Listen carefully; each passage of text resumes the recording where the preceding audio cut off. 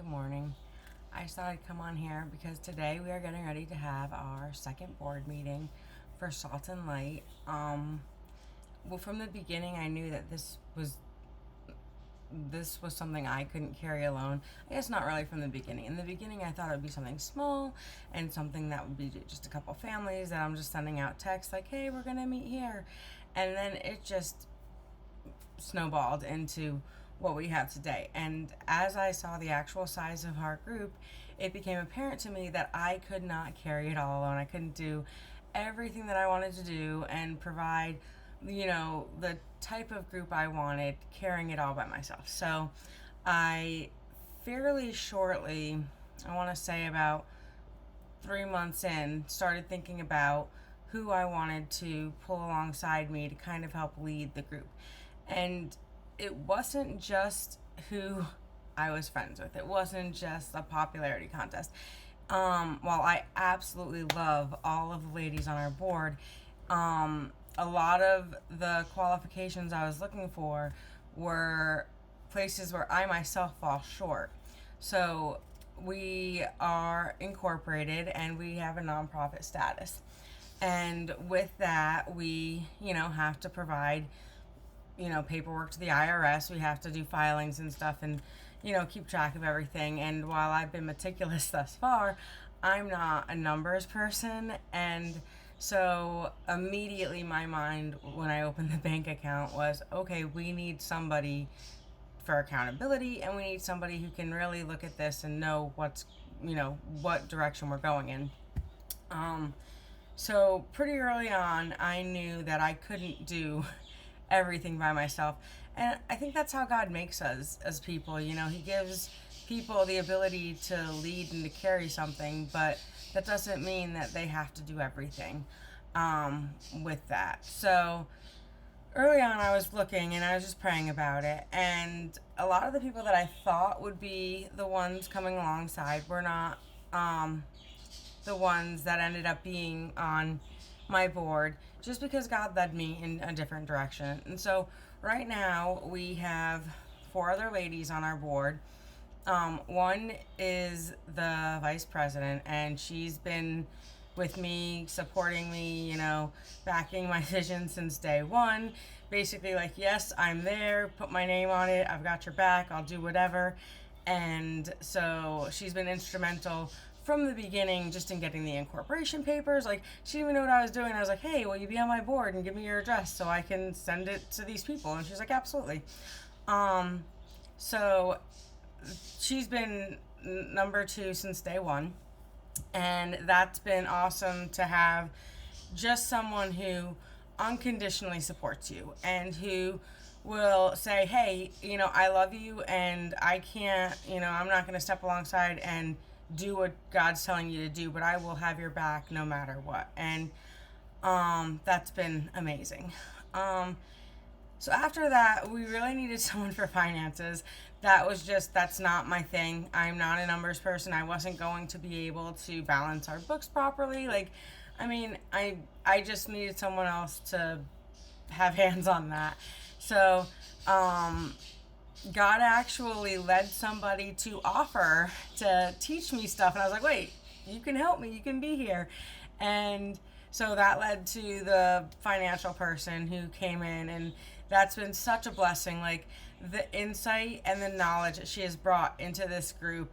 And I just am excited for next year for what she's brought to the table and the growth that's come from that. And then the last area that I was like, okay, we need something dedicated specifically for this group. And that was for the teens. That was where I started this for a yearbook for my daughter, and the meetups almost immediately leaned young, which is fine. I've got a full range of kids. But there was in the beginning probably like 7 or 8 teens that would come regularly. But the thing is, we didn't have anything specific for them. And so I believe our first board meeting, I want to say it was in November, December of last year. And I looked at her and I was like, is this a role you're willing to step into? And she just took it and she has run with it. And it's been an amazing experience between January and, I mean, we just had a teen movie night at the beginning of this month. It's just been an amazing experience. And what started with potentially 7 teens, you know, we can have almost 30 teens at any one of our teen hangouts. And it's a blessing because not only is that 30 homeschooled teens, but that's 30 homeschooled Christian teens who have the same values that we really prioritize in our group. So now we have a 5th who's coming in because our teen coordinator is actually training to be a missionary, and her family are leaving in July to get some training to go, and they want to go to Nigeria and work with infants, which is absolutely amazing, and I 100% support them. If God sends someone somewhere, even if it hurts me to see them go, I will have their back and I will stay in touch. So I'm excited for that new chapter for her family. And she'll always be part of the Salt and Light board, but maybe not actively. So, excuse me, my mouth's dry. So we asked another teen mom to come and step into that role with the same energy and the same enthusiasm for our teens. So tonight's going to be a night where the 5 of us get together, and I actually invited all of our families because with one of the board members leaving, it's kind of our last chance to all get together and just, you know, fellowship as well as get stuff done. But so we have a board meeting, and I think that one thing that a lot of people, when they start something, one of the major mistakes they make is that they don't surround themselves with the support they need to carry what they've been asked to carry. I know that this is something that I've been asked to lead, but I also know that I can't do the finances and I can't plan for the group for the entire year and provide as amazing of experiences as the teens got as our teen director did. So knowing when to delegate and knowing when to ask God to bring people alongside you and allowing others to step into that leadership. It's one thing to say, you're doing this and you're doing this, and then I do it all and just bulldoze them.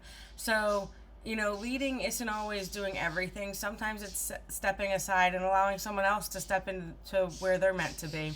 So I'm excited for our board meeting. I just wanted to jump on and kind of share why we had a board and what the board did for our group. And just encourage you, if you are starting a group, you might start it alone. You might be, you know, just the lone leader for a while, but as it grows and as you start to find there's other aspects that you want to incorporate into it, you know, pray and ask God to bring some like-minded Christians alongside you that they can help and they can lead in areas that maybe aren't your strong suits. So, yeah, I've got a ton of work to do today, but I haven't put a video up in a couple days. And I wanted to jump on and just share that with you because I absolutely love all the ladies on my board. And while I love all the ladies in my group, and we have an amazing group, I'm excited that God has led some to step up and just really help carry this forward. And I know that with that leadership, it will not just be me.